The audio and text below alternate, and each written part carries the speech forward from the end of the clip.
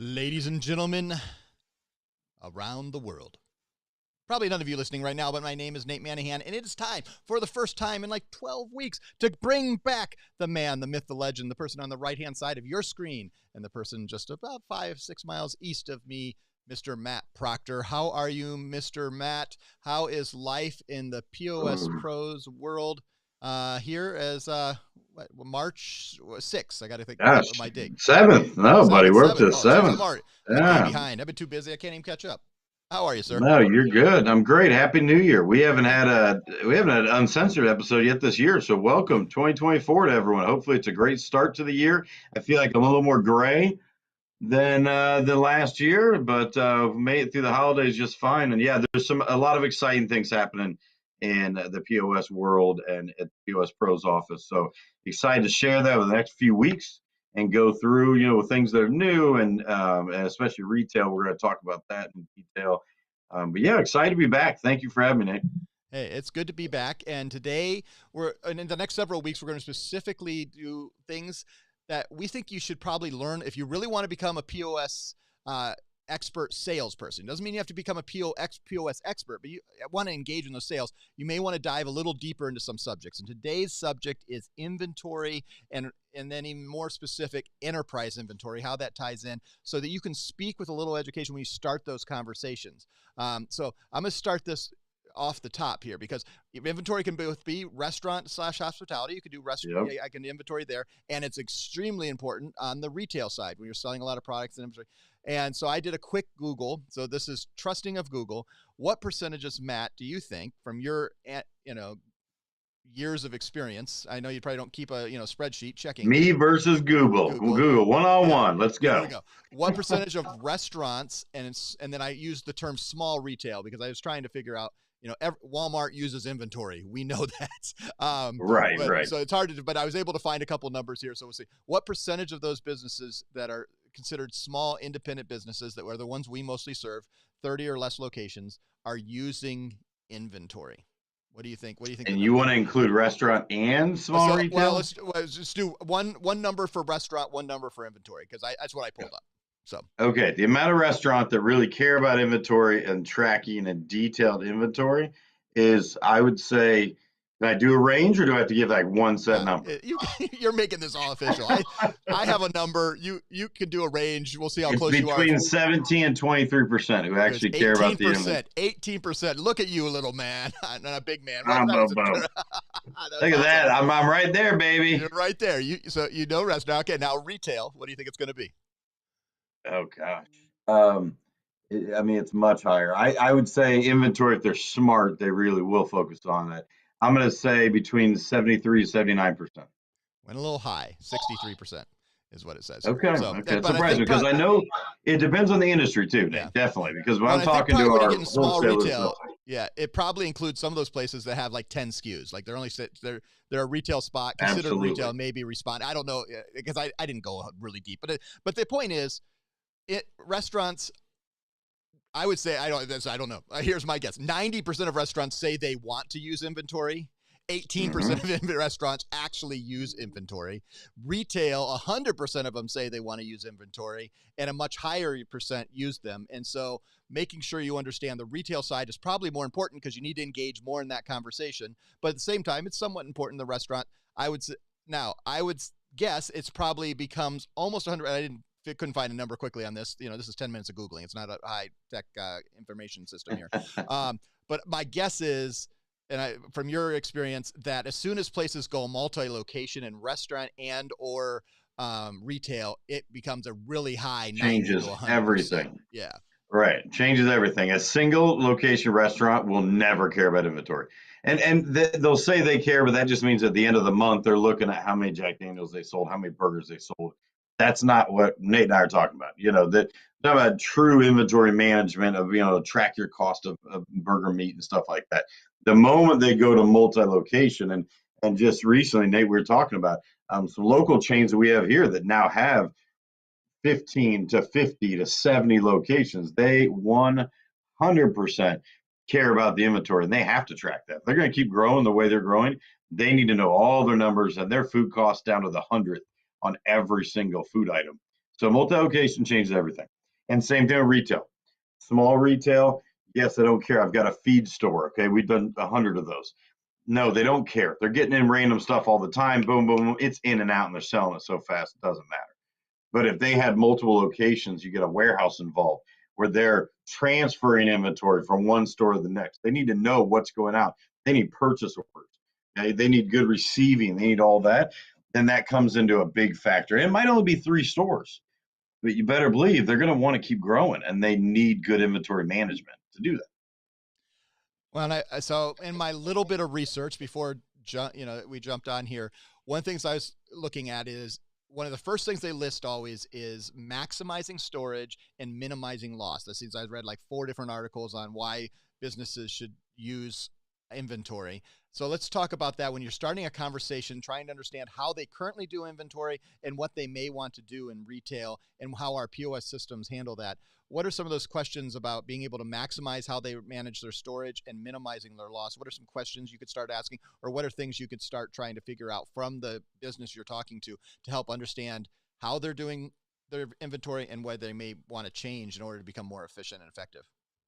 Yeah, yeah. And so much of that comes down the back end. And a lot of times they won't have a system that does that. Maybe they have a Clover, maybe they're using ShopKeep or something that it doesn't have those capabilities. But good questions to ask are, do you have a bin locator? Do you have a way in your POS system to see where everything is on a shelf? Do I know that this item is actually in storage back here, or if it's going to be back here and this?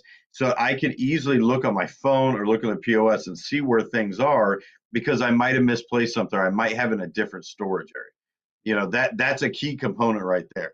And as far as the loss or wasted space, or things that aren't selling, do I have alerts in my software? A lot of softwares don't have alerts, which still just blows my mind.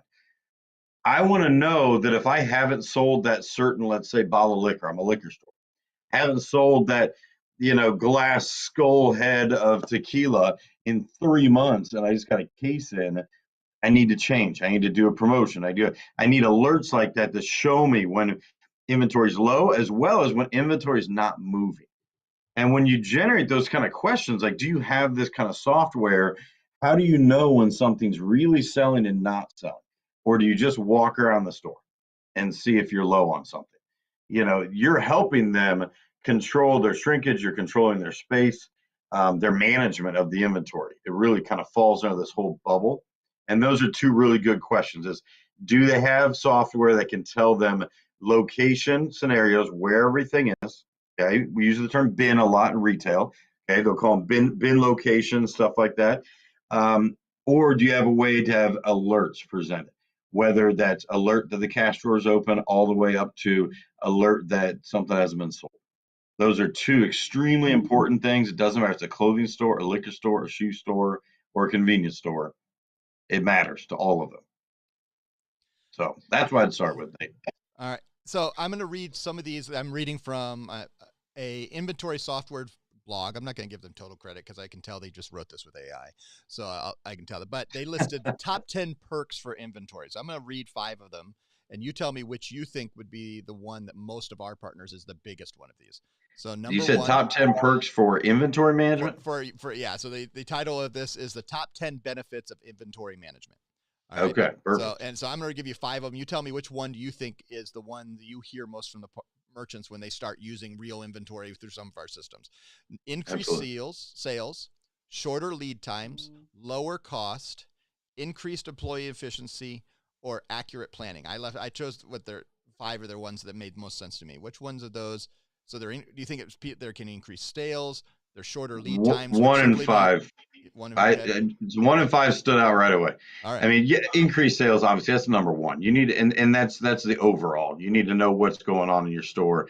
And if you have number 1 and number 5, then the employees are going to fall right in. Employees are going to be able to find everything. And remind me the exact verbiage of number 5 because I'm going to butcher it.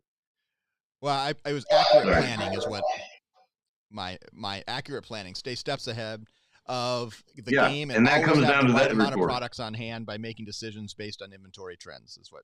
Absolutely, and that came back to what I just said earlier. It's if you are not planning ahead, especially in the inventory world, and you don't know what's coming up, and you're not foreseeing things, or you're not putting out promotions and doing BOGO pricing and things like that in the inventory world, you're going to fall way behind. That comes with having this good software. And my guess is probably walking into a place that's a retail place, and if you are noticing that you hear a customer ask, "Hey, do you have XYZ?" and say, "Hey, we're out of that," is probably that there is some it may be logistics, they can't get a hold of it, but it also may be inventory management that's not working because they didn't know that they needed to have 5 on hand at all times and they were running out before they sold the next one. And they may be little things you can say, "Hey, you just lost a sale. Are you managing your inventory so you know when to buy and order the next ones?" Questions like that. What are other questions that might work to be able to start the conversation with the managers and decision makers of retail that might help them in the inventory world? Can I share a good example of that really quickly before we move on? So, some of you know this, Nate, you know this. For a while I was a wine director for a liquor store chain here, and helped them with their wine program and getting that set up. But that was an ongoing problem, and their software was from 1973 or however old it is. It was very old software, but it was very good software. It worked for them. I could go in the back office and see the warehouse and what was in every store if I needed something, and that was an ongoing problem because sometimes a store that I was going into and helping with their wine program was selling more of, let's say, Prisoner, okay, a certain type of wine. And we were selling because all the Pacers players lived around us. We were blowing through this every single week. And when I go look at the other stores, they're all getting the same allotment and they're selling maybe a bottle, maybe nothing. And we'd get a shipment on Tuesday, it's all gone by Friday.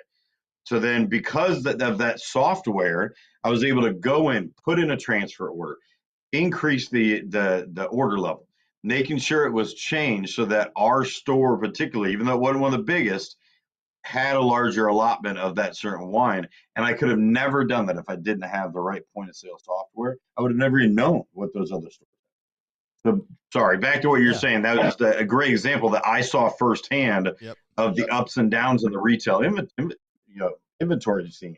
And that's just one example for a liquor store, but it goes across the line to any type of. Well, and I think let's look at like the big box stores, what they have, but the experience they're able to create that maybe a smaller retail doesn't think they can. When you're properly tracking your inventory and know what you have on hand, then you can do easy online ordering e-commerce situations.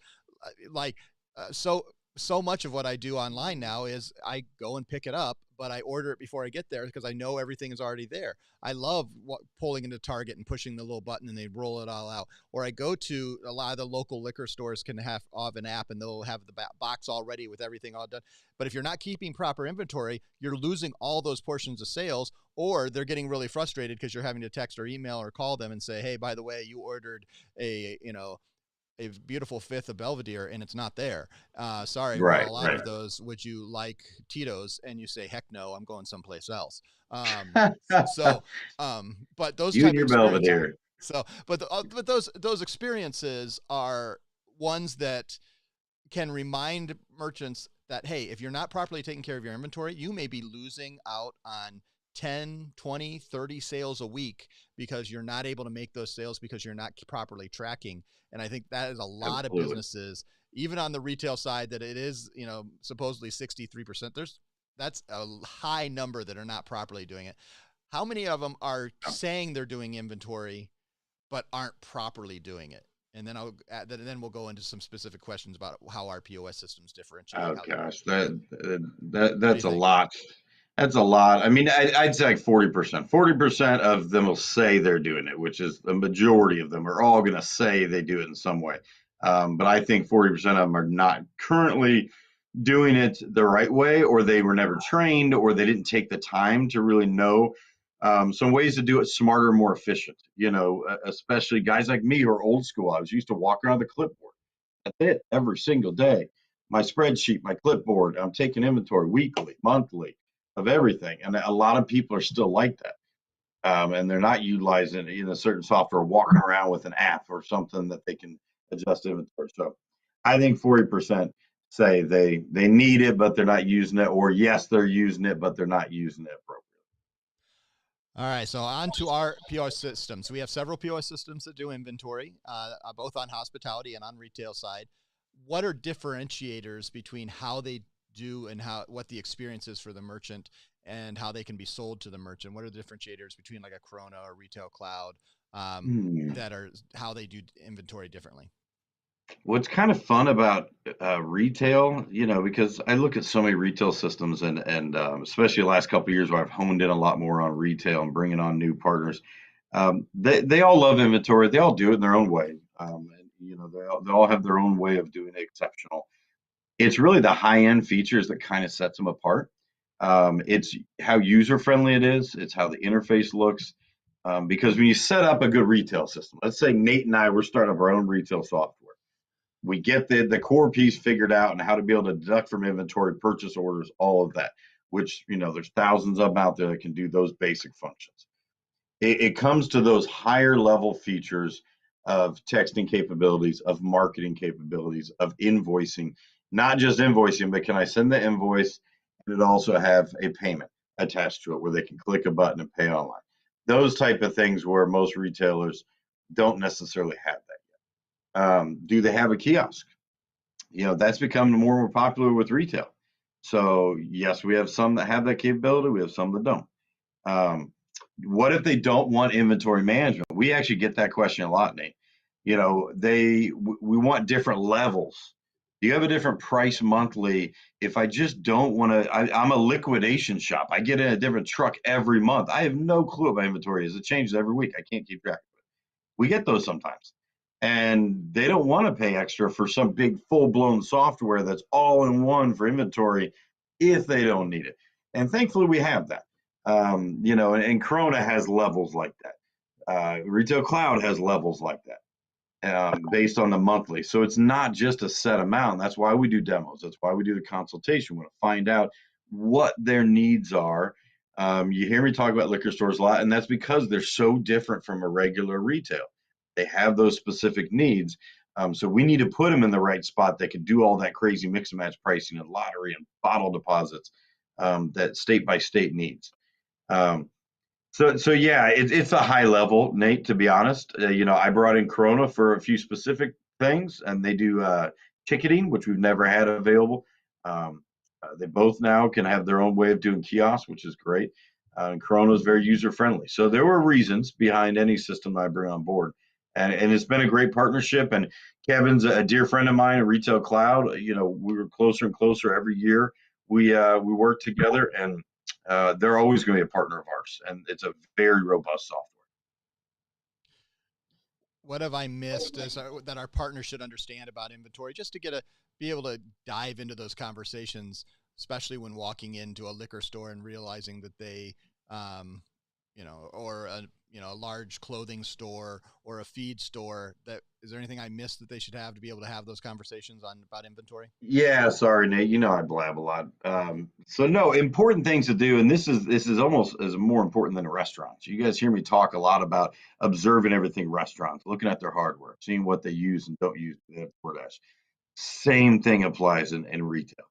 Okay, if you walk in and you see that one price says something and the register doesn't ring it up, if you ask them a question, they don't know where it is. These are things where, you know, what does your software not do? You hear us say this all the time. What does your software do and not do? When I ring up, you guys have a sign over here that's saying I buy 6 bottles, and then if I buy, once I hit six, it's 10% off. Does the computer automatically do that for you? Believe it or not, you have some that say, yeah, it's already in here. So the moment I scan it, does it. There are plenty of others that say, nope, once I scan the six, I hit this button right here. Okay, that's not efficient. That's a clover. If they're saying I got to hit a discount button at 10%, it won't automatically do it for you. Okay. Same thing with BOGO pricing. Those are big in retail. Right now, the shirts over here are buy one for 10, but they're on sale 2 for 15. Okay. Does your software actually do that for you, or how does that work? Those are good introductory questions. Are you doing your own purchase orders? Do you auto generate those orders so that when you look at the end of the week, it shows an auto generate? Here's what I should order for my beer distributors, for my wine, from my clothing, you know, things like that. If you see their tags, aren't right. I mean, we have a new system around that has shelf tags, and not only printing on shelf tags, but be able to print dual pricing. I mean, that's huge. Digital shelf tags. We've never had digital shelf tags. We're rolling that out now too. And these are things that either they're meant to help grow these retail businesses. How can we make you better? If I could tell you that you could stand behind the counter, Nate, and you could type a few buttons in and change your Belvedere price and 5 other prices out in the shelf 40 feet away, and boom, it showed up the new digital pricing because your price just increased on the manufacturer and it just changed in your POS system. That's amazing. We've never had that kind of software before. So these are the things that we're looking forward to in the future. But bottom line, guys, when you're walking into inventory, you're still being observant and you're asking them the main questions, what you do and don't like. Can your software do everything you want to do now? Would you like to do online ordering? Okay. Would you like to pair with a third party delivery like Beehive or Drizzly or whatever it might be? These are fun questions. They're like, well, yeah, I thought about it. Yeah, we had e-commerce, but it wasn't tied to our inventory in the store. These are all great things you're picking up on. Like, perfect. I got to give a shout out to one of our competitors, Nate. I hate to do this, but I give credit where credit's due. Shopify was a big thing for small retailers, and that helped small retailers understand how e-commerce and brick and mortar can come together in a smooth integration. Now, we replaced a lot of Shopify, but I give them a lot of credit because of their advertising and marketing, everything they've done. There's a lot of Shopify out there that are allowing these small retailers to connect those. And that's what we do extremely well, and letting them know we can do that. And we can integrate Shopify if we really want to, but that's no fun. That's a gets expensive. Well, I think what we're saying is don't be scared of retail. Don't be Yeah, scared of inventory. Engage, simple. Here's 10 reasons why I should use inventory. Type that into Google and read like 5 articles. You're going to find all kinds of stuff.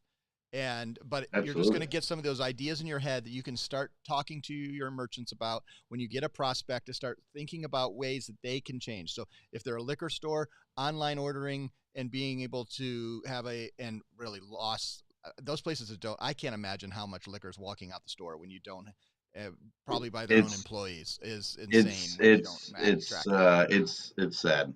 That's Yeah. for sure. But getting into those conversations, helping them think how they can grow their business with a simple and rather inexpensive in the big picture of things, investment to be able to be, more and more people are ordering. I just saw, was it 62% of those under 40 prefer to do 80% of their shopping. So 62%, and I think it was 80, it wasn't exact, but 80% of their shopping through some type of online experience. And I'd say it's almost higher than that now, buddy. yeah. Yeah. What percentage of our small retail doesn't have that capability? And so why do I use Target when I would like to go to XYZ store?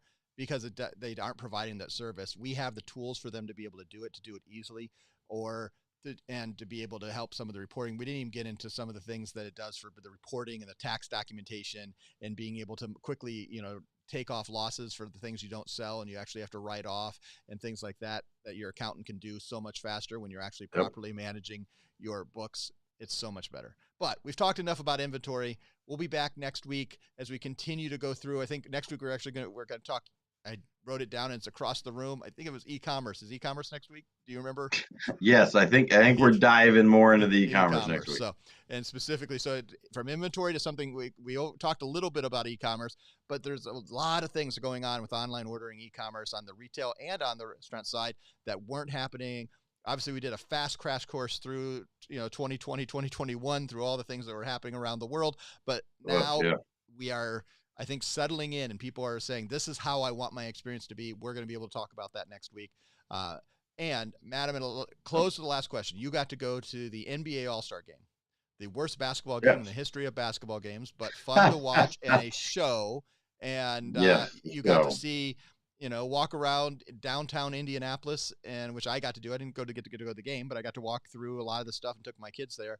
What was your takeaway? And you were with our partner Retail Cloud that was, managing a lot of the NBA experiences going up all through, I don't know how many terminals they had throughout the greater Indianapolis area just for pop-up stores. But what was your one takeaway from that? So it's something cool that we can put on record here on POS Uncensored. Yeah, no, it was a great opportunity, and thank you, Kevin and Sean and their team, for inviting me and let me be able to go partake in it. So yeah, my one takeaway, and by the way, Nate, they had about 100 licenses, so they utilized about 50 E700s, another 50 or 55 920s. It's just speed. It amazed me, the speed, because when you think of a pop-up, you're not thinking of strong internet. You're thinking of giant open spaces, trying to run Ethernet lines and Wi-Fi and however getting a good connection. But I remember being in that convention center for this huge hall with food courts everywhere, and the G League playing basketball. They're the G League All-Stars that are, the Division III of NBA. They're all fighting to get back on their NBA team.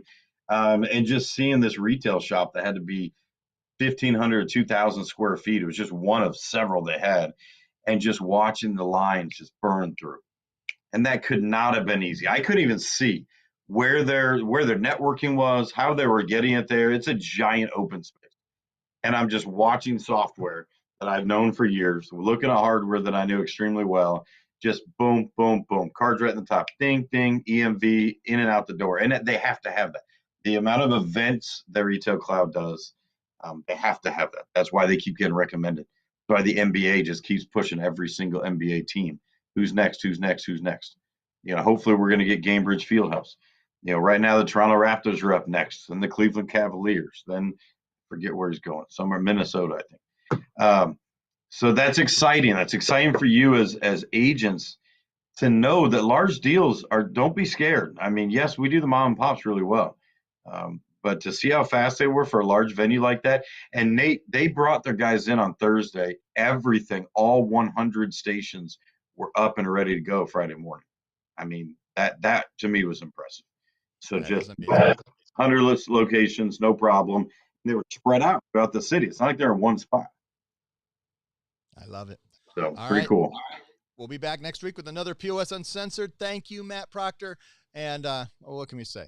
Don't be scared of POS. Yeah. Go make sure that the companies and merchants you're serving, that their POS isn't a complete POS because you watched and listened to POS Uncensored. We'll see you next time. Thanks, everybody. Thanks, guys. Bye.